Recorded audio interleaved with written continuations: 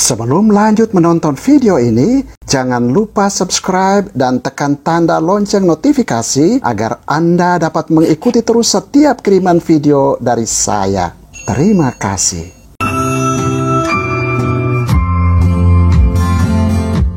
Keyakinan dasar iman kita yang ditegaskan lagi dari bacaan-bacaan yang kita dengarkan hari Minggu keempat Advent ini, khususnya bacaan pertama dan bacaan Injil, menegaskan lagi bahwa Allah kita sungguh adalah Allah yang menepati janjinya. Allah kita sungguh adalah Allah perjanjian, Allah yang setia pada perjanjian cintanya untuk menyelamatkan kita manusia. Nubuat Nabi Yesaya dalam bacaan pertama perlahan-lahan mulai tampak jelas mewujud dalam warta Injil yang kita dengarkan tadi. Itu hal pertama, beda dengan kita yang suka ingkar-ingkar janji. Allah kita tidak pernah ingkar janji. Beda dengan kita yang tidak setia, Allah kita tetap setia.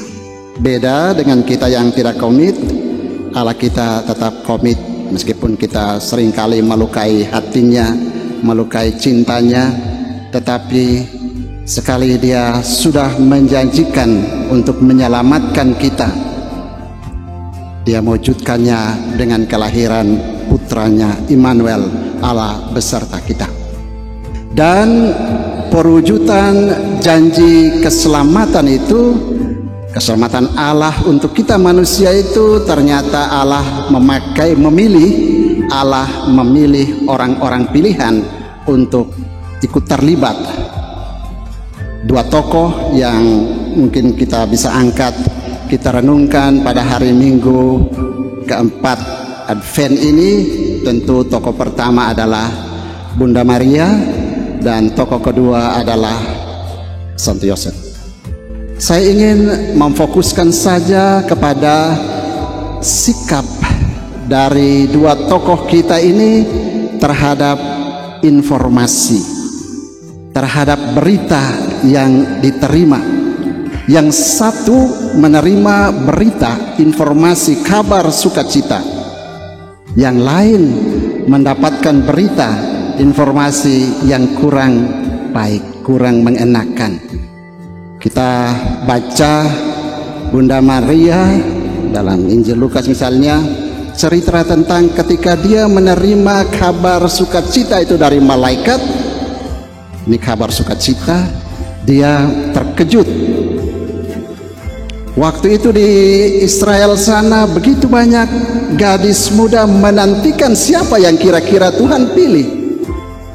Dan Tuhan pilih Bunda Maria, dan berita itu ketika sampai kepada dia malah dia terkejut.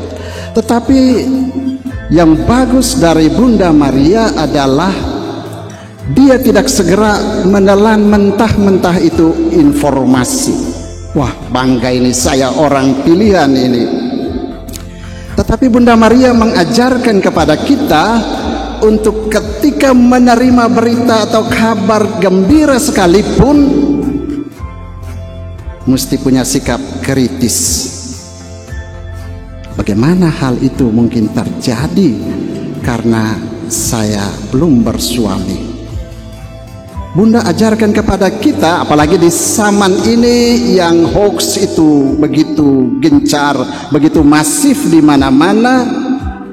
Kalau dapat berita begitu, dapat WA, SMS, kamu akan menerima hadiah ini, dan seterusnya. Banyak orang sekarang kena tipu karena tidak kritis. Uangnya habis di bank karena dapat WA, dapat hadiah ini, hadiah itu, telan mentah-mentah, lalu akhirnya raib, kena tipu. Ya, ada pinjaman online itu ya. Akhirnya orang kena tipu karena apa? Orang tidak kritis. Itu menggembirakan, menggiurkan. Tapi Bunda kasih ingat kita di zaman ini, jangan suka cepat telan mentah-mentah itu. Realistislah dan kritis. Ini penting supaya kita tidak kena hoax, kita tidak kena tipu. Tapi setelah itu lihat, Bunda lalu menyerahkan segalanya, mengikuti aku ini adalah hamba Tuhan, terjadilah padaku menurut perkataanmu. Setelah informasi itu begitu jelas, begitu meyakinkan dari sang pembawa informasi. Jadi ini Bunda ajarkan kepada kita juga, kalau orang memberi informasi kepada kita, kita lihat juga siapa dia ya yang kasih informasi kepada kita ini. Informasinya jelas atau tidak, berita ini jelas atau tidak, detail atau tidak. Kalau tidak, jangan terburu-buru untuk telan, karena Anda akan disesatkan, karena Anda akan ditipu. Itu pertama, tokoh pertama Bunda Maria. Tokoh kedua juga, ini beritanya bukan berita yang menggembirakan, berita sedih barangkali, berita jelek, kabar yang jelek.